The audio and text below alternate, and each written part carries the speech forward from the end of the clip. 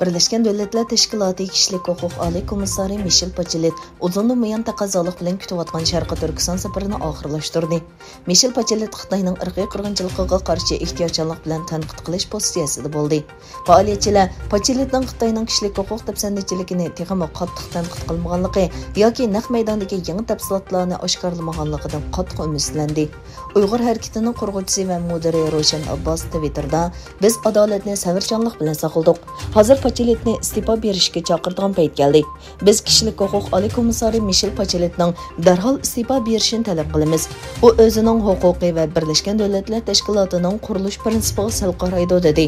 Yana bir tarafdan Xitoy tashqi ishlar ministri bayonotchisi Michel Bacheletning Sharqiy Turkiston ziyorati haqidagi bayonotini maqtab, uning obyektiv va odil yakun chiqarganligini bildirdi. Dünya Xitoy virusini unutishga boshladi. Barliq davlatlarda maska, oraliq va shuningga o'xshash cheklamalar chiqarib etilgan bo'lsa-mu, ammo Xitoy bu cheklamalarga qattiq amal qiladigan, hatto shaharlarni butunlay karantin qiladigan birdan-bir davlat bo'lib qoldi. Xitoyning nol Covid siyosati yanada davomlashayotgan bo'lib, ammoning bu ahvolga g'azablanishi g'alati va ziyonli harakatlarni keltirib chiqardi. Beyjinglik bir majburiy karantin qilingan uydan qochib ketgandan keyin bu kishi bilan bevosita yoki vositalik aloqada bo'lgan 5000 kishi uylarga yoki hukumat o'rinlariga karantin qilindi. Xitoy neft şirketi Sinopec'ning chet el neft va tabiiy gaz cheklash shirkati bilan Aljeriyaning neft magnati Sonatrach shanba kuni Aljeriyada $490 million kelishim imzoladi.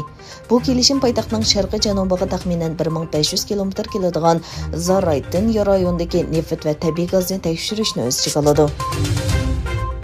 Amerikadan keyin Germaniya Birleşken Devletler Teşkilatı'nın Kişilik Hukuk Ali Komissari Michel Bachelet'ning Xitoy ziyoratini kutgan yerdan chiqmadi deb tanqid qildi. Germaniya Tashqi ishlar ministrligining yozma bayonotida Bachelet'ning ziyoratining Sharqiy Turkistondagi kishilik huquq dafsandichiligi to'g'risidagi ayblashlarni ochiq-oshkora oydinlashtirish jihatida kutgan unumga erishilmaganligini tanqidladi. Bayonotda mundaq deyildi: Xitoyning cheklamasi tufaylidan sayohat jarayonida kishilar va joylarga erkin va to'solg'usiz ziyorat qilish mumkin emas. Bu yerdagi vaziyatni mustaqil baholash fursatiga erishalmadi deyildi. Eronning yerim rasmiy Fars xabar agentligi Isroiliyadagi 5 nafar istixborot va texnika mutaxassisining ismi va uchurini e'lon qildi. Ularning bu davlatga qaslab o'ldirishga qatnashganligini o'tirib qo'ydi. Xabarda bu 5 isroiliyalikning kech-kunduz yaqindan ko'zatilayotganligini ta'kidlangan bo'lib, boshqa kishilarning borligi va ularning uchurlarini oshkorlay olmaydiganligini o'tirib qo'ydi.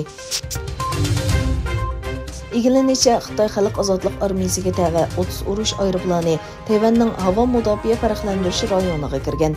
Tayvan Davlat Mudofaa Ministrligining rasmiy Twitter hisobida e'lon qilingan bayonotda aeroplanlarning radio tarafidan ogohlantirilganligi, uningdan keyin harbiy chorlash aeroplani va havodan mudofaalanadigan boshqarilgan bomba sistemasining harakatlanadiganligi bayon qilingan. Bu Tayvan doiralarining yil beshidan boshlab doklad qilgan aeroplan soni eng ko'p bo'lgan bir qatimliq daxl-taruz harakati ekan.